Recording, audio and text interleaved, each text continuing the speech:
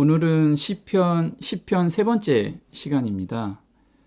오늘 내용은요. 악인의 형통은 성소에 들어갈 때 깨닫게 되는데 어떤 내용을 깨달았는지 그 구체적인 내용에 대해서 한번 알아보려고 합니다. 하나님은 그의 백성을 단련시키고 계신다라는 것을 우리가 오늘 시간에 좀 알았으면 좋겠습니다. 하나님께서 어려움을 허락하신 것은 품성을 개발시키기 위함이었다는 거죠. 다윗은 이것을 알게 되었어요. 시편 10절에 저가 굽으려 엎드리니 그 강포로 인하여 외로운 자가 넘어지나이다. 여호와여 일어나옵소서. 하나님이여 손을 드옵소서. 가난한 자를 잊지 마옵소서. 여호와여 주는 겸손한 자의 소원을 들으셨으니 저희 마음을 예비하시며 귀를 기울여 들으시고. 그래서 다윗은 이렇게 힘들게 하고 그리고 강포자들이 너무 잘 되고 이것을 성소에서 깨달았는데 하나님께서는 저희 마음을 예비하시고 계셨다라는 것을 알게 되고 찬양을 드립니다. 그럼 여기서 예비하시다라는 뜻은 어떤 거냐면 원어로는 쿤이라고 하는데 준비하시며 견고케 하다라는 뜻이에요. 견고케 하다. 그래서 하나님께서 겸손한 자의 마음을 강하고 담대하게 만들고 계시다는 것을 알게 되었습니다. 그래서 강하고 담대하게 만든다는 것은 나의 모든 문제를 하나님께 온전히 의지하고 온전히 맡기는 경험을 하고 있다라는 거예요. 시편 112편에는 정직한 자에게는 흑암 중에 빛이 일어나나니 그는 어질고 자비하고 의로운 자로다. 그는 흉한 소식을 두려워 아니하며 여호와를 의뢰하고 그 마음을 굳게 정하였도다. 이 굳게 정하다라는 뜻이 예비하시며와 같은 단어라는 거죠. 그 마음이 견고하여 두려워 아니할 것이라. 그 대적에 받는 보응을 필경 보리로다. 그래서 이렇게 시험을 허락하시고 그 안에서 우리가 하나님께 부르짖을 때 마음이 정말 강하고 담대하게 만들어진다는 거예요.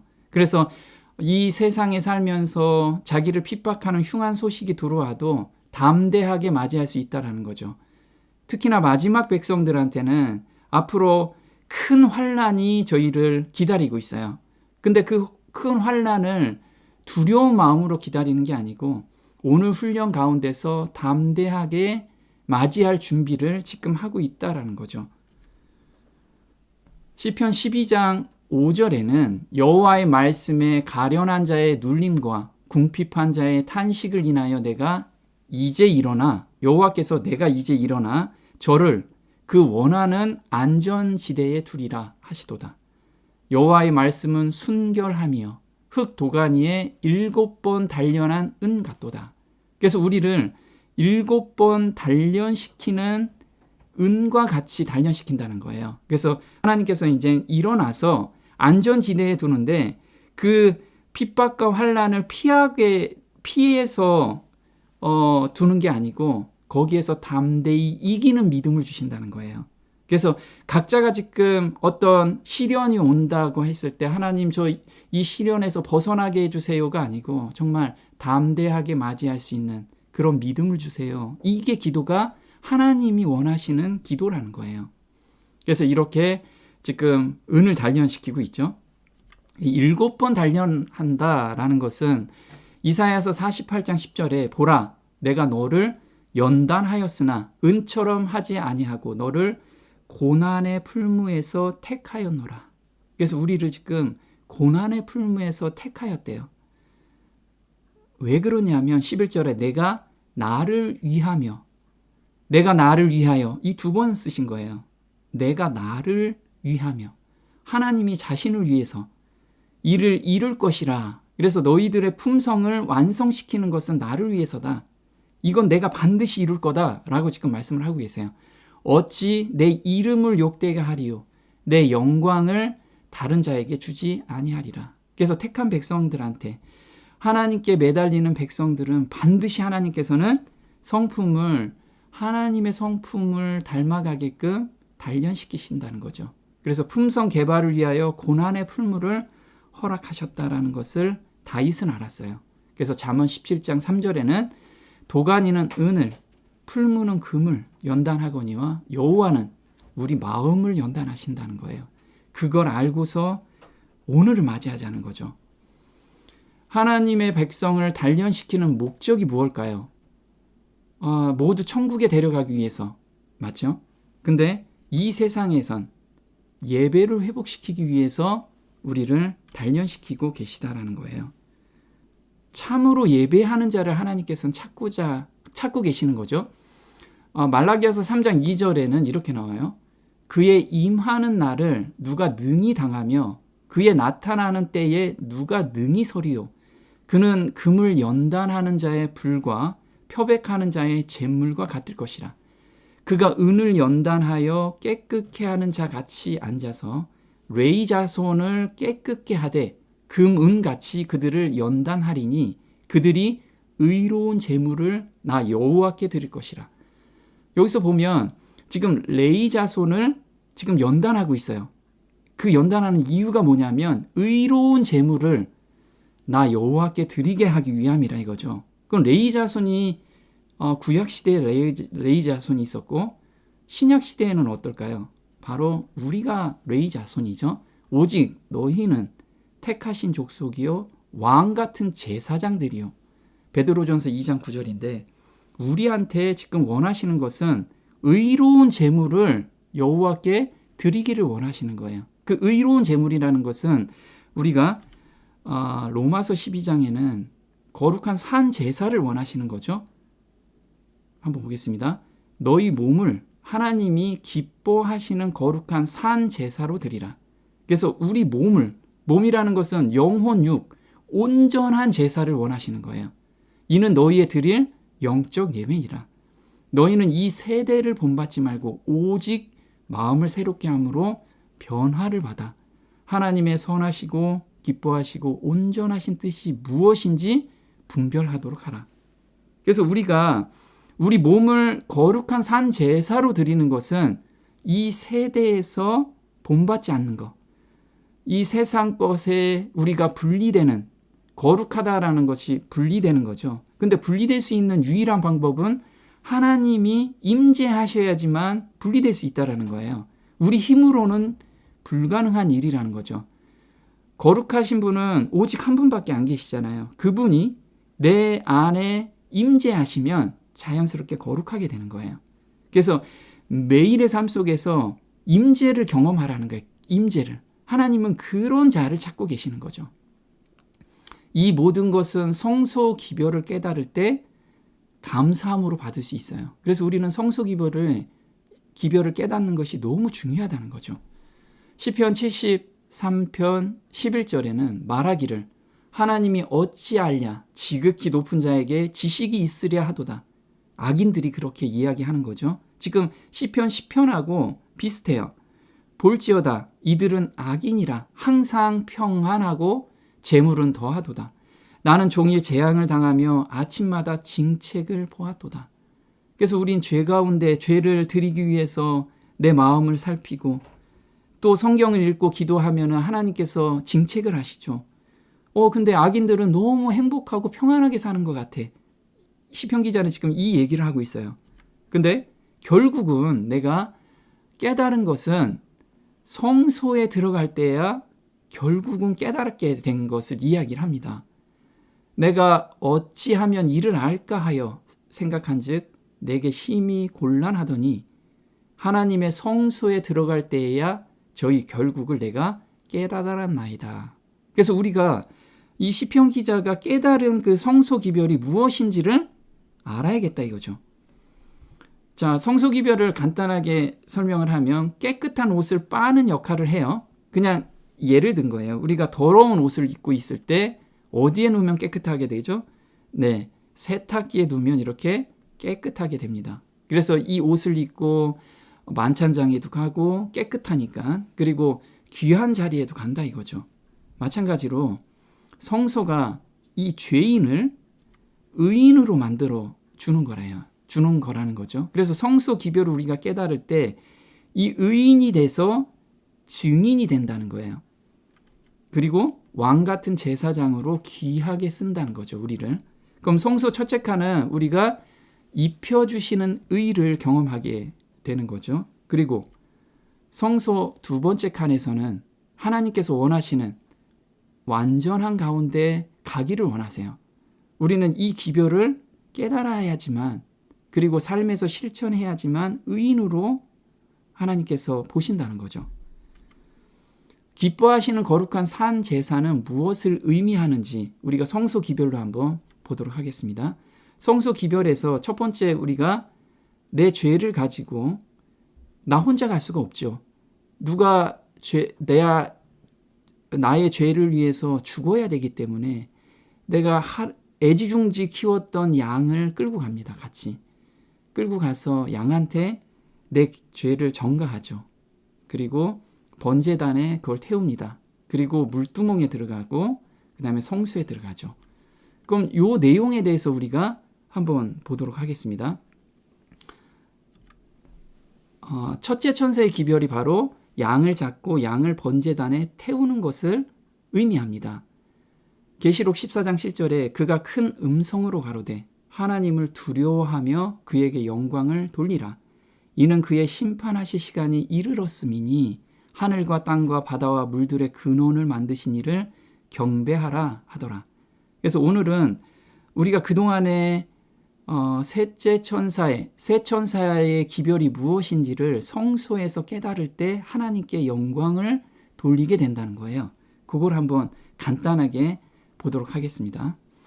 하나님을 두려워하다라는 것은 내 죄를 하나님께 온전히 드리는 것, 그것을 의미해요. 그래서 시편 31편 19절에 주를 두려워하는 자를 위하여 쌓아두신 은혜, 곧 인생 앞에서 주께 피하는 자를 위하여 베푸신 은혜가 어찌 그리 큰지요. 그래서 인생의 문제, 나의 죄에 대한 것, 그 다음에 세상 걱정에 대한 것, 이 인생의 문제를 모두 주께 드리는 자, 거기에서 하나님의 참 용서함의 경험을 받는 그 경험을 우리가 칭의라고 하죠. 그래서 레위기 1장 4절에는 그가 번제물의 머리에 안수할지니 그리하면 연락되어 그를 위하여 속죄가 될 것이라. 그래서 우리가 보면 머리에 안수한다라고 해요. 안수자라는 뜻은 뭐냐면 누를 안자예요. 그래서 내가 1년 동안 애지중지 키운 양을 데리고 와가지고 양의 머리에 손을 얹는데 그냥 손을 얹고 내 죄가 이렇습니다 라고 전가시키는데 그냥 얹고 있는 게 아니고요. 우리가 기대다라는 거예요. 나의 몸을 전체를 누르는 거예요. 그래서 보통 양의 머리에 두고 내 발 뒤꿈치를 들으면 나의 모든 것이 양한테 전가된다는 거예요. 그냥 단순하게 손을 얹는 게 아니라는 거예요. 나의 모든 것을 양한테 전가시키는 거예요. 그 전가시키면 나의 모든 죄가 양한테 넘어가죠. 그럼 내 대신 양을 내가 직접 죽입니다. 죽이고 나서 그 죄 덩어리를 어디다 태우냐면 번제단에 태우는 거죠.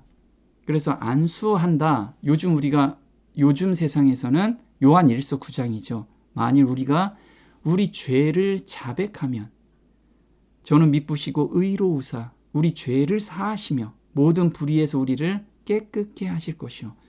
그래서 우리는 죄를 자백하는 것도 성령의 인도하심으로 죄를 자백하죠. 내 죄가 보이고 애통하는 마음이 생기고 이런 자백하는 마음으로 하나님께 온전히 드리면 하나님께서 우리를 깨끗하게 해주신다는 거죠. 자, 그래서 내가 직접 양을 죽이는 것을 의라고 해요.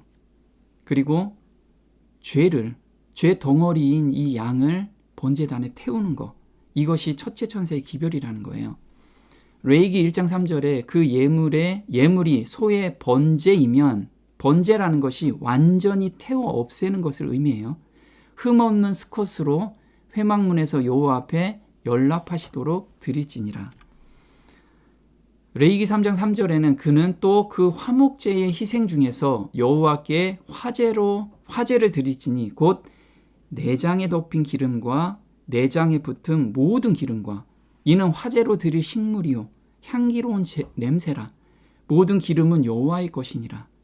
여기서 참 신기한 것이 하나님께서는 정말 먹기 좋은 것을 가져가셔야 되는데 내장에 덮인 기름 덩어리만 하나님께서 원하세요. 그 향기로운 냄새라는 게 기뻐하시는 산 제사예요. 이게 하나님께서 흠양하시고 너무 행복해 하시는 거예요. 근데 기름 냄새를 맡으면서 우리한테 먹고 싶지 않은 이 기름을 하나님께서 너무 좋아하신다는 거예요. 그래서 이게 무슨 뜻이냐? 왜 하나님은 유독 맛있는 것도 많은데 왜 유독 기름을 달라고 하시냐 이거죠. 레위기 3장 14절에 그는 그 중에서 예물을 취하여 여호와께 화제를 드릴지니 곧 내장에 덮인 기름과 내장에 붙은 모든 기름과 두 콩팥과 그 위의 기름 곧 허리 근방에 있는 것과 간에 덮인 꺼풀을 콩팥과 함께 취할 것이요 제사장은 그것을 단 위에 불사를 지니 이는 화제로 드리는 식물이요 향기로운 냄새라. 모든 기름은 여호와의 것이니라. 그래서 여기서 보면 콩팥은 또 달라고 하십니다. 왜 이렇게 하셨을까요? 여기 보시면 지금 내장 안에 붙어있는 내장은 달라고 하지 않으시고 이렇게 기름 덩어리만 달라고 하십니다. 육적으로 보면 제사장들은 이거를 먹었는데 육적으로는 먹지 말라는 거예요. 기름은. 그래서 왜 그러냐? 우리의 건강을 위해 하셨던 거죠. 기름, 즉 지방의 가장 중요한 역할은 세포막의 성분이 되거나 에너지원이 되는 것이 바로 기름이에요. 또 하나의 역할은 기름의 또 다른 역할은 독소를 흡수하고 그 독소가 기름에 녹게 하는 것이다. 그리고 천천히 녹아서 어디로 가냐면 콩팥으로 간다. 그러므로 동물을 잡아서 분석해 보면 독소가 제일 많은 곳이 바로 기름, 피, 콩팥이라는 거예요. 하나님께서는 독소가 있는 것은 다 나한테 가져와라. 이렇게 말씀하시는 거예요. 그게 뭘까요? 바로 죄를 나한테 가져와라. 그럼 나는 그거 너무 기쁘다. 너희 죄를 태우는 것이 나는 정말 너무 기뻐. 그래서 우리가 정말 하나님 앞에 갈 때 나의 의로운 행동, 어떤 착한 행동이 아니고 나의 죄를 가지고 하나님 앞에 태우게 한다고 하면 하나님께서는 그게 너무나 기쁘게 지금 받으시는 거예요. 시편 37편 20절에 악인은 멸망하고 기름같이 타서 연기가 되어 없어지리로다. 그래서 기름은 죄로 지금 보고 있는 거죠. 그러면 둘째 천사의 기별은 생활의 개혁이라는 거죠. 그러면 생활의 개혁은 물두멍부터 시작해서 성소 첫째 칸의 기별이라는 거예요. 계시록 14장 8절에 또 다른 천사 곧 둘째가 그 뒤를 따라 말하되 무너졌도다 큰 성 바벨론이여 모든 나라를 그 음행으로 인하여 진노의 포도주로 먹이던 자로다 하더라. 그래서 진노의 포도주를 지금 그 안에 들어가 있는 자들, 그래서 세상 풍습에 푹 빠져 있고 자기의 죄된 습관에 푹 빠져 있어서 그게 죄인지도 모르는, 그런데 거기에서 정말 깨달았다면 거기에서 나와라.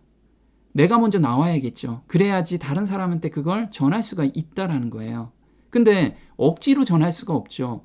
내가 죄에서 벗어났을 때 하늘이 주는 그 기쁨이 있어요. 그 자유함이 있고 그 기쁨 가운데 있는 사람은 이 기쁨을 전하고 싶은 증인이 될 수가 있죠.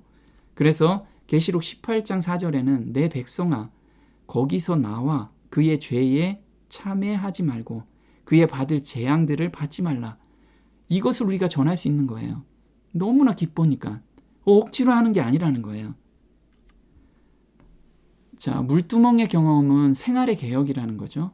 그러므로 우리가 그의 죽으심과 합하여 침례를 받음으로 그와 함께 장사되었나니 새 생명 가운데서 행하게 하려 함이니라.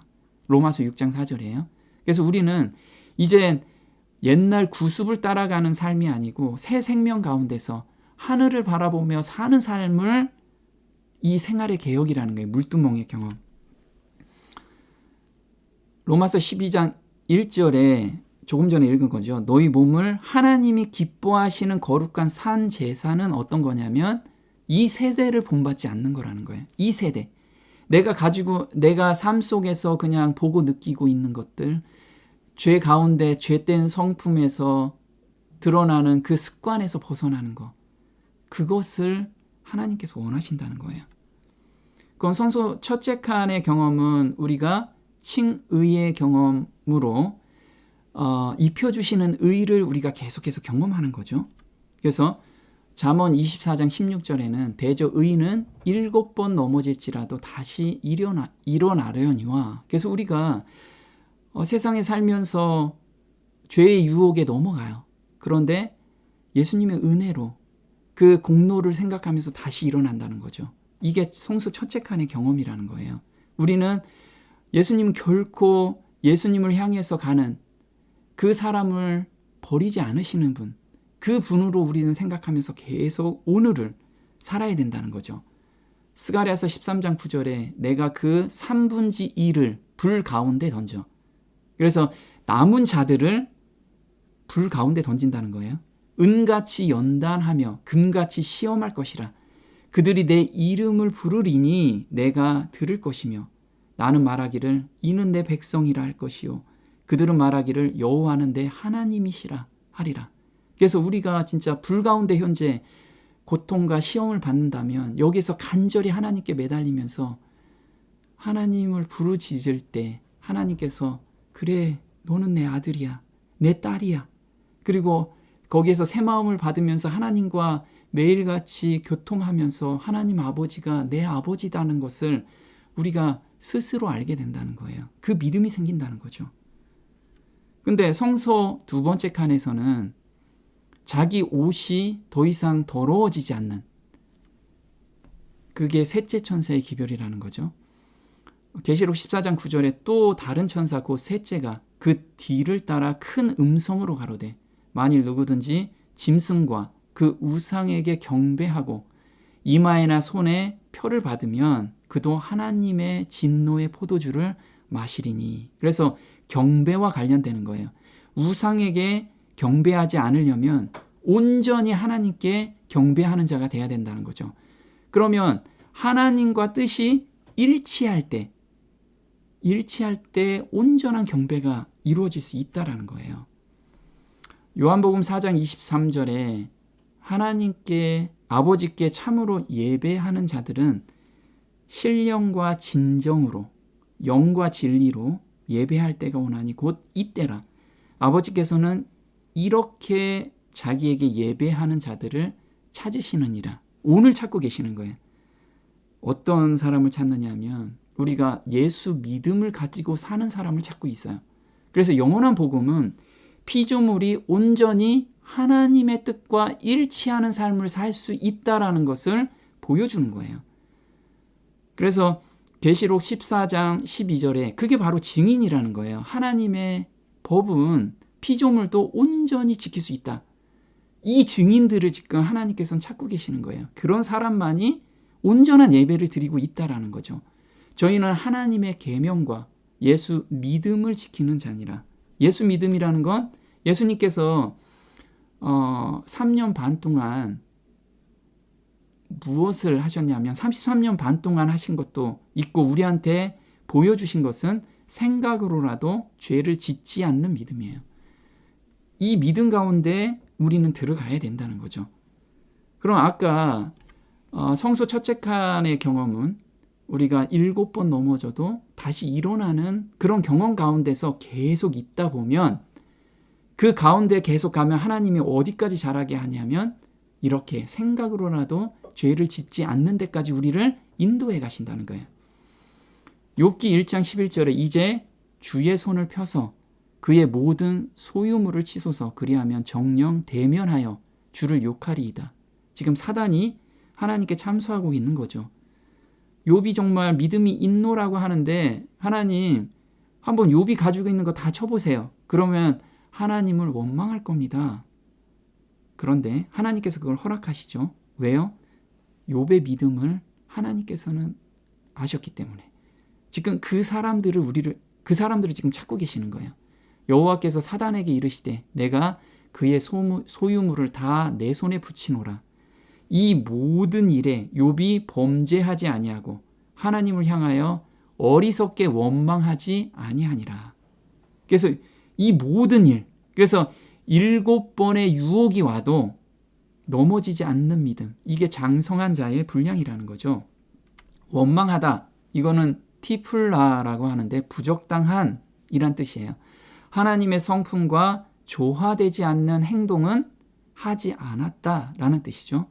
7번 유혹이 와도 넘어지지 않는 믿음이 장성한 자의 믿음이라는 거예요. 히브리서 5장에는 대저 젖을 먹는 자마다 어린아이니 의의 말씀을 경험하지 못한 자요 단단한 식물은 장성한 자의 것이니 저희는 지각을 사용함으로 연단을 받아 선악을 분별하는 자들이니라. 그래서 장성한 자는 연단, 훈련을 받는 거예요. 내가 비록 넘어진다고 해도 바로 일어나서 하나님께 매달리는 삶, 거기에서 새 마음을 받게 되면 그 죄에 대해서 더 이상 유혹이 안 되는, 그게 연단을 계속 받는다라는 거예요. 그러면 장성한 자의 분량까지 간다는 거죠. 빌립보서 3장 15절에 바울 형제는 온전히 이룬 자가 있다라고 지금 이야기를 하고 있어요. 그러므로 누구든지 우리 온전히 이룬 자들은 이렇게 생각할지니 만일 무슨 일에 너희가 달리 생각하면 하나님이 이것도 너희에게 나타내시리라. 오직 우리가 어디까지 이르렀든지 그대로 행할 것이라. 자, 지금 온전히 이루었다라는 사람들이 나왔어요.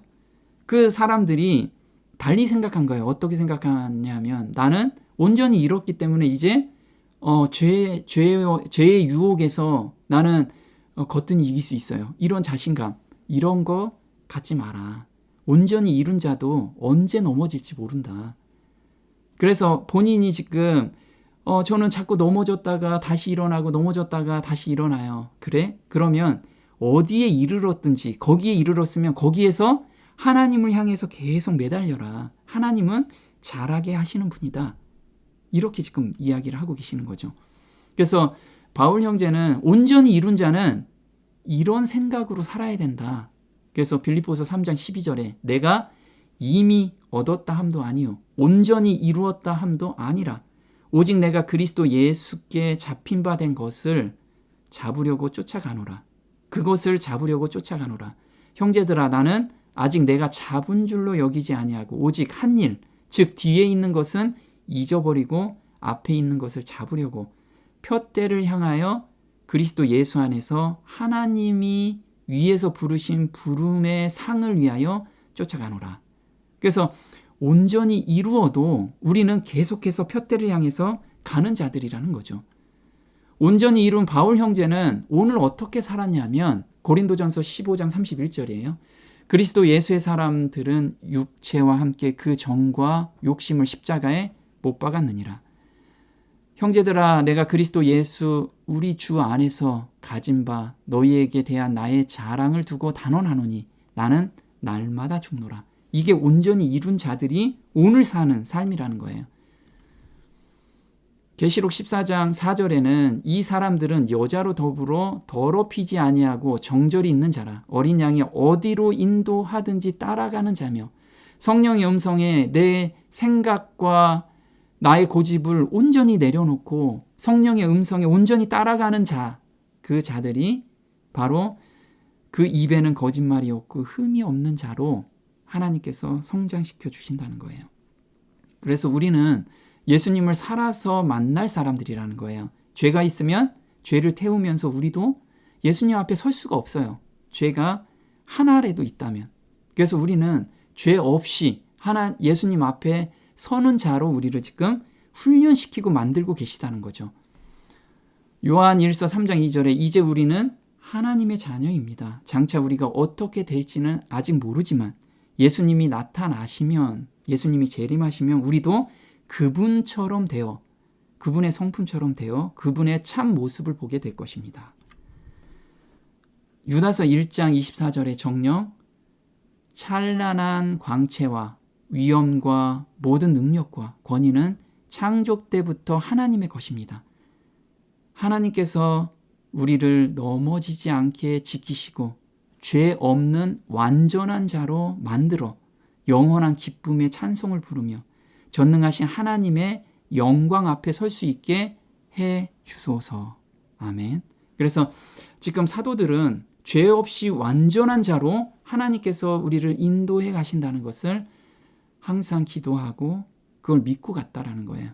우리도 마찬가지예요. 오늘 나는 나를 돌아보니까 아니야. 그렇게 생각하지 마시고 우리는 정말 표준을 높게 잡아야 돼요. 표준을. 그래서 표준을 높이 세워라. 우리가 데살로니가 5장 23절에 평강의 하나님이 친히 너희로 온전히 거룩하게 하신대요.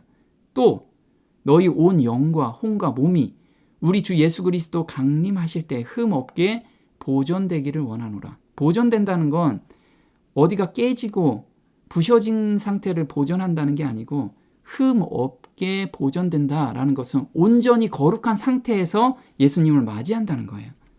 그래서 우리한테 이 얘기를 하죠. 마태복음 5장 48절에 그러므로 하늘에 계신 너희 아버지의 온전하심과 같이 너희도 온전하라.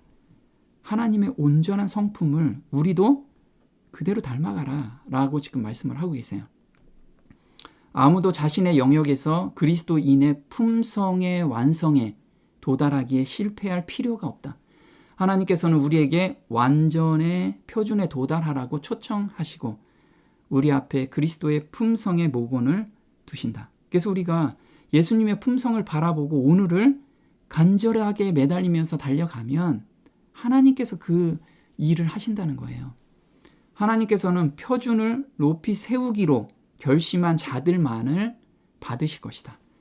그래서 나는 예수님 품성까지 자라난다라는 것을 목표로 삼고 가는 사람만이 하나님께서 받으신다는 거예요. 나는 목표가 안 돼. 이렇게 생각하는 사람은 거기까지 도달할 수 없다라는 거죠. 주님께서는 모든 사람에게 도덕적으로 완전하기를 요구하신다. 우리는 결코 선천적으로나 후천적으로 악으로 기울려는 우리의 성벽에 맞추기 위하여 의의 표준을 낮추어서는 안 된다. 그래서 우리는 내 생각으로 내 표준을 세우면 안 된다는 거예요. 우리의 표준은 예수님이시라는 거죠. 오늘도 그 예수님의 표준으로 하루를 살기를 간절히 기도합니다. 오늘 여기까지 하겠습니다. 하늘에 계신 저희 아버지, 하나님께서는 저희에게 시험과 고통을 허락하신 것은 예수님의 품성까지 자라게 하심을 보고 감사를 드립니다. 저희는 저희 생각대로 저희 기준에 맞춰서 삶을 살고 신앙생활을 하지만 하나님께서 원하시는 것은 예수님의 품성이 기준이라는 것을 저희에게 밝히 보여주시고 그걸 목표로 오늘을 살라고 하심에 감사를 드립니다. 매 순간 저희는 죄된 생각과 세상의 유혹에 넘어가지만 그 가운데서 예수님께 온전히 그 마음과 죄된 마음을 드릴 때 하나님께서 예수님의 마음인 순결하고 정결한 마음으로 저희를 창조하시고 자라게 하심을 보고 감사를 드립니다. 기도하는 모든 영혼들에게 하나님께서 원하시는 그 표준에 도달할 수 있도록 저희 삶을 인도해 주시기를 간절히 바라오며 이 모든 것 우리 주 예수님의 이름으로 감사하며 기도드립니다. 아멘. 시편 10편. 여호와여, 어찌하여 멀리 서시며 어찌하여 환난 때에 숨으시나이까.